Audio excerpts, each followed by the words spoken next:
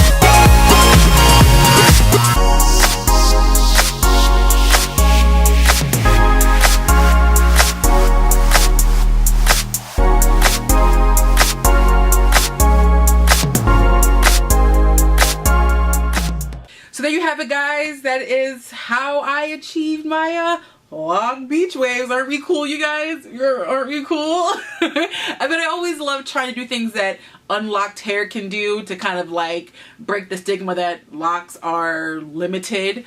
So we can do anything that unlocked hair can do. It just takes a little bit of time for us to get there, you know? So, let me know what you guys think. If you want to see more lock tutorials, you know what to do. Be sure to thumbs up this video and comment. If you are new to my channel, be sure to click that subscribe button so you do not miss another upload from me. Thank you guys so much for watching. I am Shayna of unloc'd.com, and I will see you guys in that next video. Deuces.